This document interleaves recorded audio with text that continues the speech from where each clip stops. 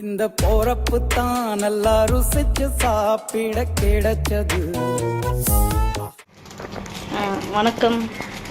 இன்றைக்கி வந்து நம்ம பரோட்டா சிக்கன் கிரேவி குருமா வைக்க போகிறோம். பரோட்டாவுக்கு வந்து 2 கிலோ மாவு,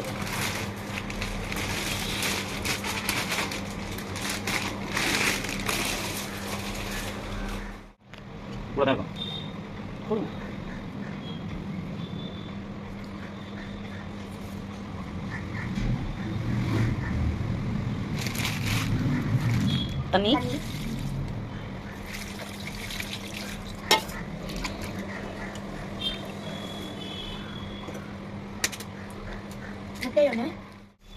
சக்கரை,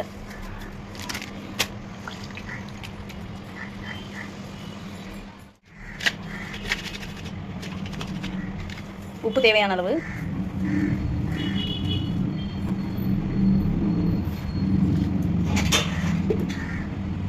பால் 1/4 லிட்டர்,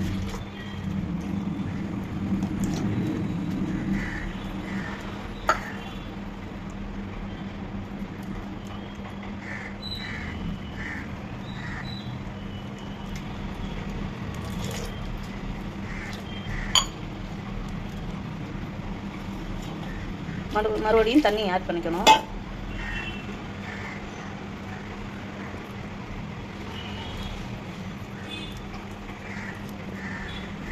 நல்ல மாவு ஒன்று சேர்த்து பிணைஞ்சிக்கணும்.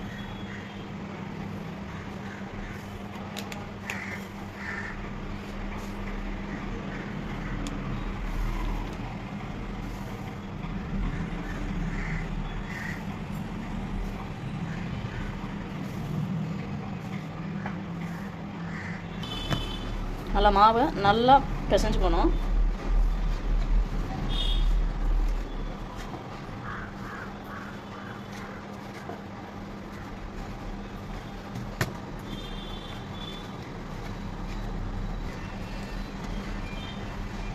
மாவை அப்படி பிணைஞ்சாச்சு.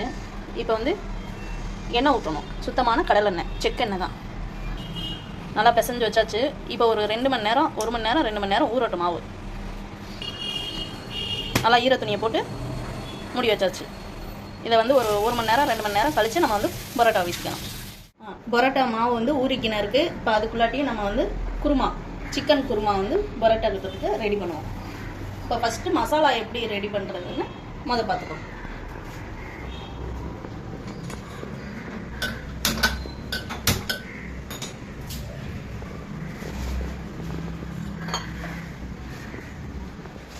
இதுக்கு வந்து நம்ம செக்கெண்ணெய் ஊற்றிக்கிறோம். கடலெண்ணெய் 2 கரண்டி அளவு ஊற்றிக்கிறோம்.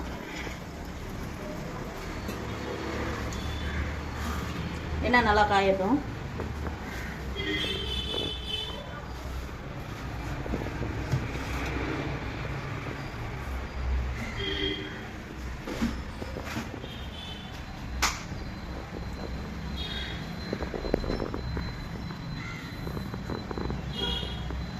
எண்ணெய் காஞ்சிருச்சு.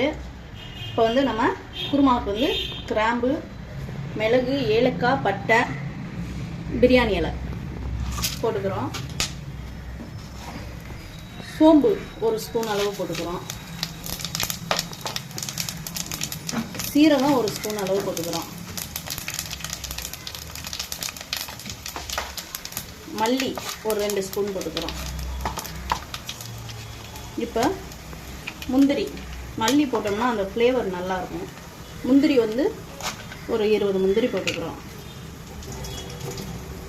வேர்க்கடலை கொஞ்சம் சேர்த்துக்கிறோம், 1 கிண்ண அளவு.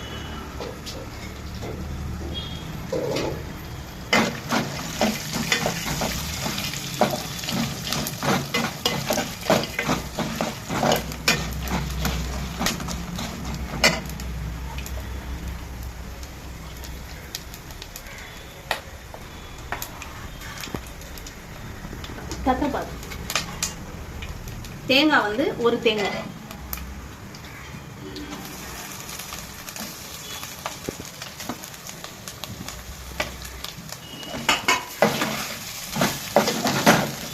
தேங்காய் ரொம்ப வதக்க வேண்டாம்.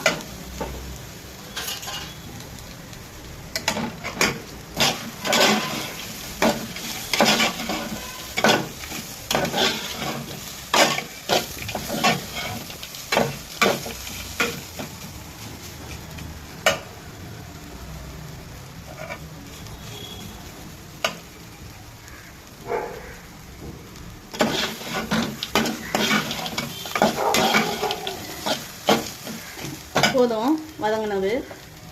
இப்போ இந்த மசாலா ஆறினோன்னே நம்ம அரைச்சி எடுத்துப்போம். இப்போ அதுக்குள்ளாட்டியும் நம்ம சிக்கன் கிரேவிக்கு தாளிச்சு விட்ருவோம். சிக்கன் குருமாவுக்கு ரெடி பண்ணிப்போம். 1/4 லிட்டர் கடலெண்ணெய்.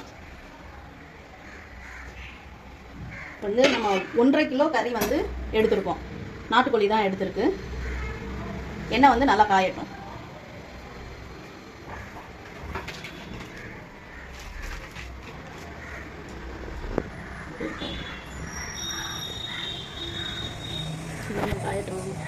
இப்போ எண்ணெய் காஞ்சிருச்சு. 2 ஏலக்காய், 1 பட்டை, பிரியாணி இலை, சோம்பு நல்லா வெடிக்கணும். வெடிச்சதுக்கப்புறம் கருவேப்பிலை, 1 கையளவு, காஞ்ச மிளகாய் 1 கையளவு,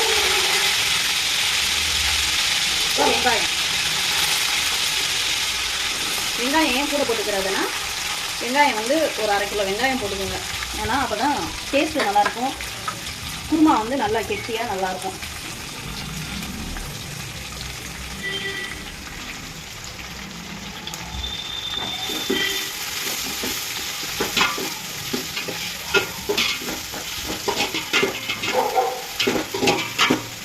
பெரிய வெங்காயம் தான் போட்டிருக்கு.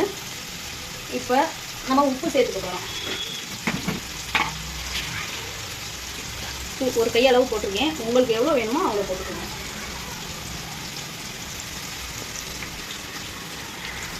மஞ்சத்தூள் 1 கரண்டி.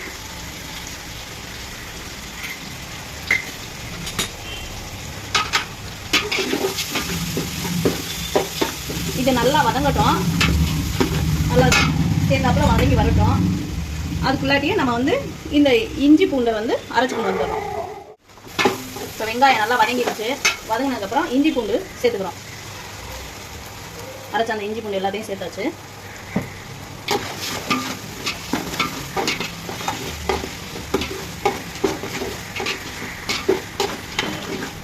இஞ்சி பூண்டு நல்லா வதங்கணும்.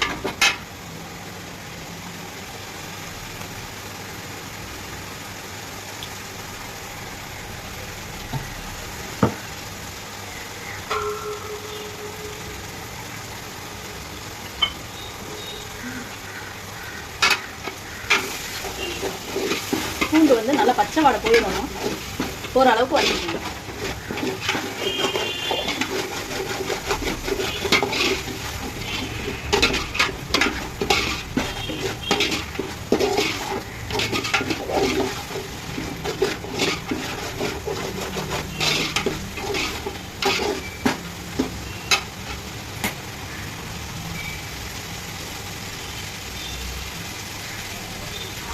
இந்த ஸ்டேஜில் நம்ம 1 கட்டு புதினா, 1/2 கட்டு மல்லி எடுத்துருக்கு. இதில் வந்து பாதி அளவு நம்ம வந்து இப்போ சேர்த்துக்கிறோம், புதினாவும் மல்லியும்.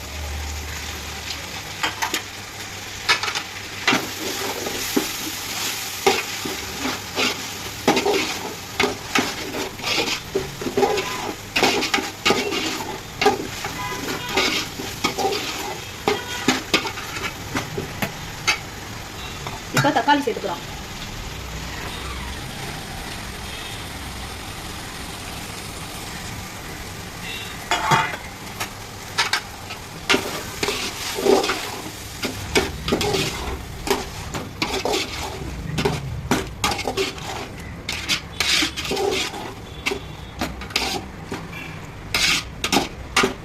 தக்காளி நல்லா வதங்கிக்கிறோம். எப்படி இருக்குன்னு பார்த்துக்கோம்.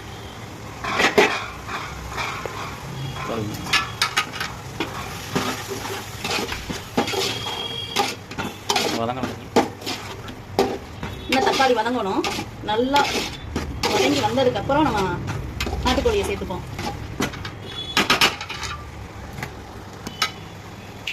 இப்போ சிக்கனை வந்து நம்ம போட வேண்டியதான். நாட்டுக்கோழியை தக்காளி வதங்கிடுச்சு. இப்போ நாட்டுக்கோழி 1.5 கிலோ வாங்கியிருக்கு.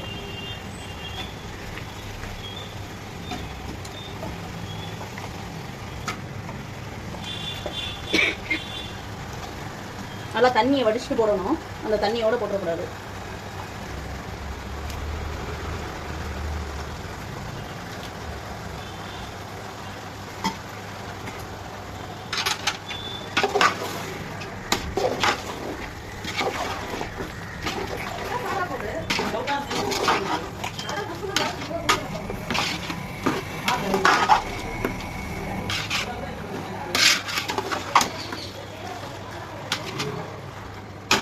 நல்லா சிக்கன் நல்லா வேகட்டும். வெந்ததுக்கப்புறம் நம்ம மசாலா எல்லாம் அரைச்சி போடுவோம். இப்போ மூடி வச்சுருவோம். அப்புறமாட்டி ஒரு 10 நிமிஷம் கழித்து திறந்து பார்த்துருவோம். மசாலா நல்லா ஆறிடுச்சு. இப்போ நம்ம மசாலாவை குருமாவுக்கு வந்து இந்த மசாலாவை அரைச்சிக்கணும் வந்துடுவோம். வாங்க, மசாலா அரைச்சிக்கணும் வந்தாச்சு. இப்போ வந்து கறி எப்படி இருக்குன்னு பார்க்கலாம் வாங்க.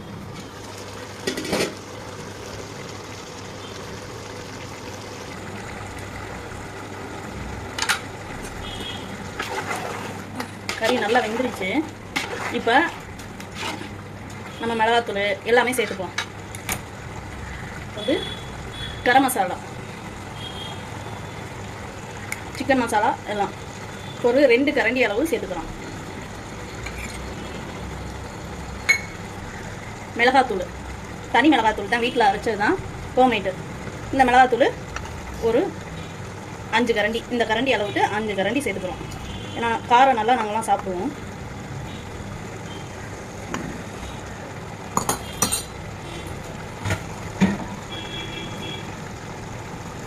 வீட்டில் அரைச்ச மிளகாத்தூள், மல்லித்தூள் 1 கரண்டி.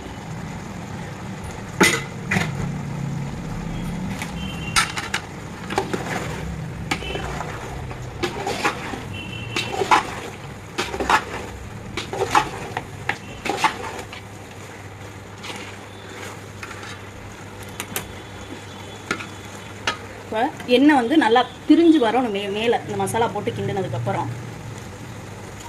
இப்போ இந்த ஸ்டேஜில் மறுபடியும் புதினா, இன்னும் கொஞ்சம் கொத்தமல்லி.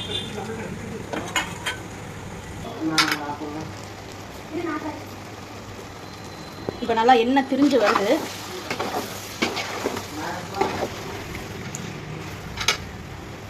இப்போ நல்லா எண்ணெய் திரிஞ்சு வந்துருச்சு. இப்போ நம்ம அரைச்சி வச்ச மசாலாவை இதில் சேர்த்துக்கிறோம். குருமாக்குனால எல்லா மசாலாவையும் சேர்த்துக்கிடுங்க. அப்போ தான் வந்து கரெக்டான அளவு கிடைக்கும்.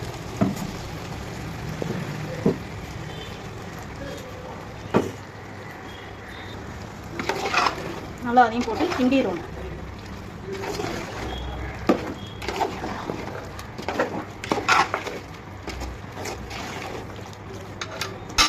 இப்போ தண்ணி நான் காய வச்சு வச்சுருக்கேன் ஒரு சட்டி. அந்த தண்ணியை தூக்கி ஊற்றிடுவோம். ஏன்னா நாட்டுக்கோழினால தண்ணி எப்போவுமே சூடு பண்ணி ஊற்றினா கறி வந்து சீக்கிரம் வைக்கிறோம். பச்சை தண்ணி ஊற்றினா மரத்து போயிடும், அப்படியே கிடக்கும்.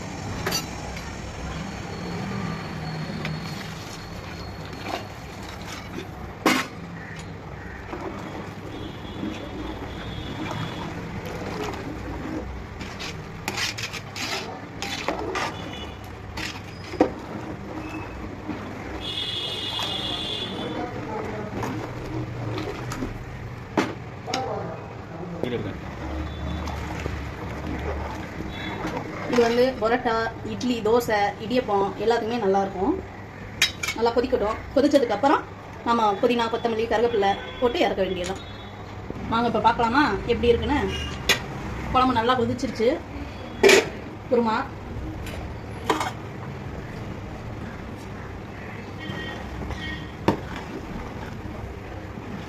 நாட்டுக்கோழி குருமா ரெடி ஆயிடுச்சு. இப்போ மீதம் இருக்கிற புதினா, கொத்தமல்லியை போட்டுக்கிறோம்.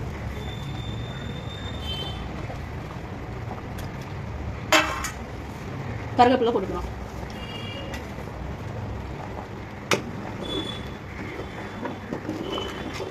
கமகமன்னு நாட்டுக்கோழி குருமா ரெடி.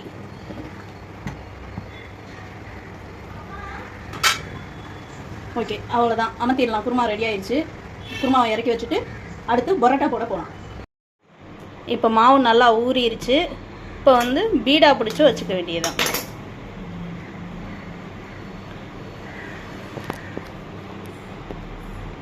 எண்ணெயும் வச்சுக்க வேண்டியதான். எண்ணெயை தடவி தடவி மாவு நல்லா ஊறும். பீடா பிடிக்க ஆரம்பித்தாச்சு. ஒரு பெரிய எலுமிச்சம்பழம் சைஸு பீடா பிடிச்சிருக்கு. மாவு ஒட்டாமல் இருக்கிறதுக்கு பிடிச்ச பீடாவில் எண்ணெயை தடவி வைக்கணும்.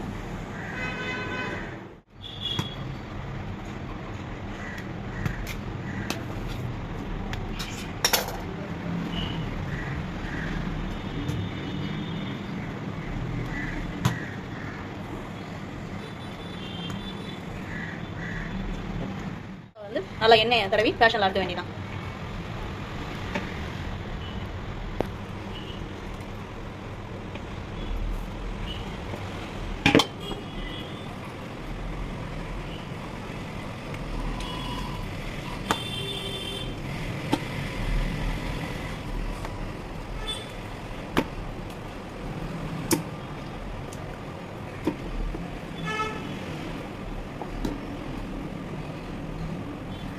எண்ணெயை தடவி இந்த மாதிரி அடுக்குனா தான் ஒன்றோட ஒன்று ஒட்டாது பீடா.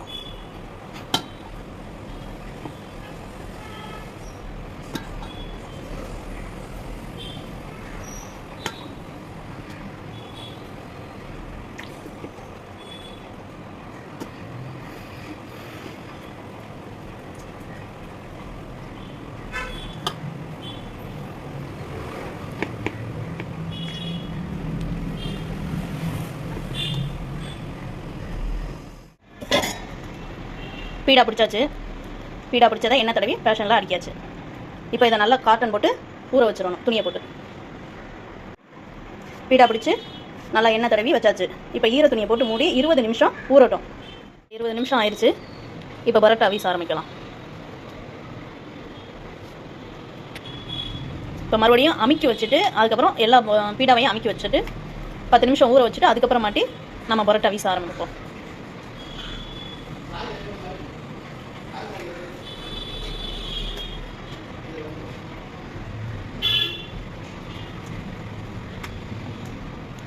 எண்ணெயை தொட்டு அமுக்கணும். இந்த மாதிரி அமுக்கி வைக்கணும்.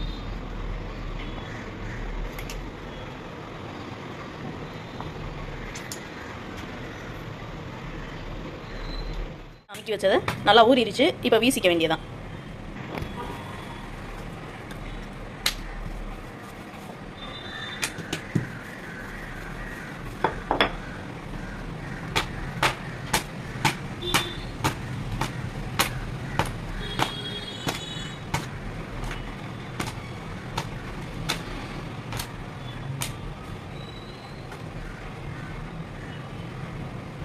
வீசி இப்படி சுருட்டி வச்சுக்க வேண்டியதான். பார்த்திங்கன்னா செம்ம சாஃப்டாக இருக்கும் இந்த பரோட்டா.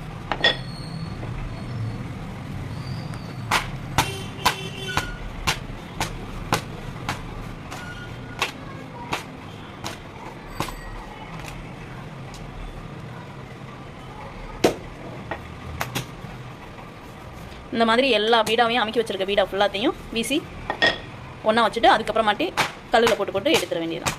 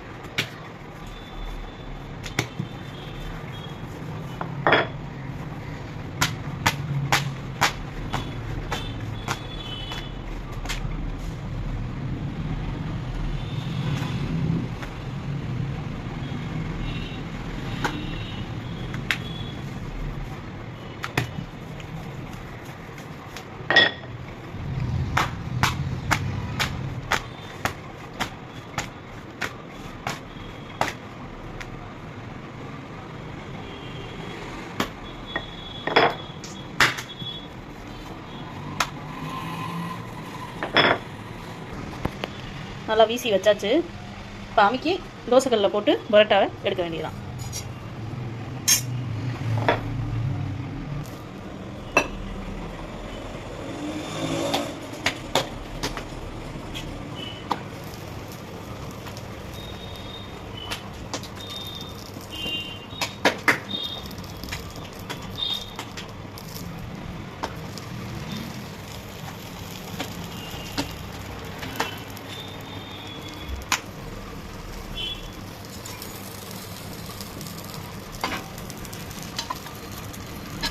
எண்ணெய் விட்டுக்கணும்.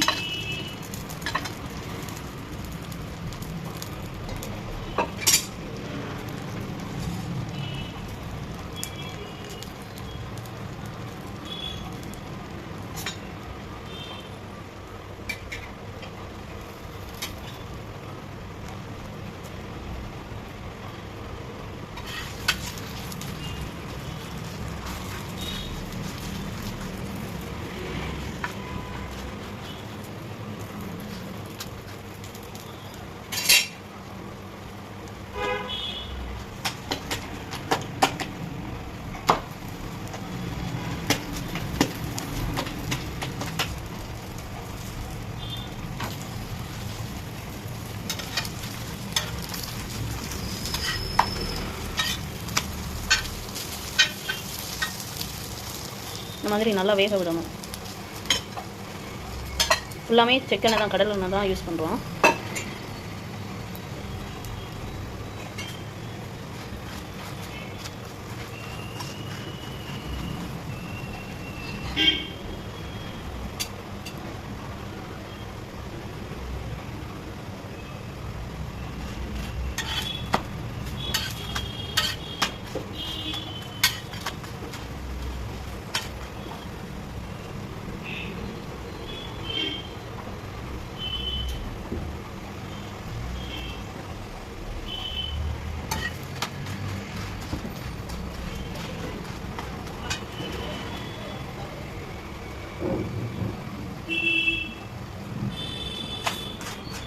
அவ்வளோதான், ரெடி ஆயிடுச்சு.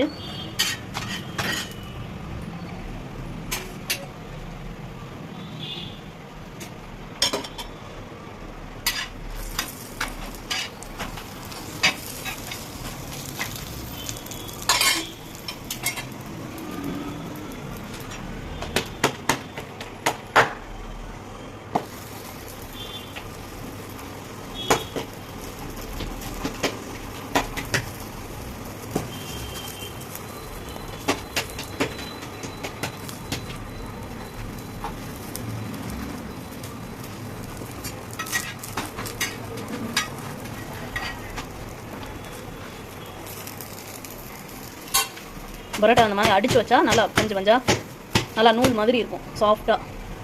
இப்போ பரோட்டா ரெடி ஆயிடுச்சு.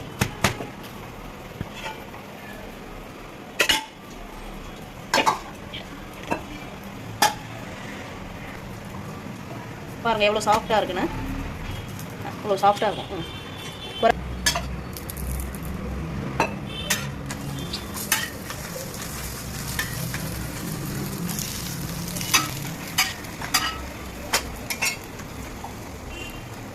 பரோட்டா ரெடி ஆயிடுச்சு. நாட்டுக்கோழி குருமாவும் ரெடி ஆயிடுச்சு. வாங்க சாப்பிடலாம். பாருங்கள் பரோட்டா ரெடி ஆயிடுச்சு.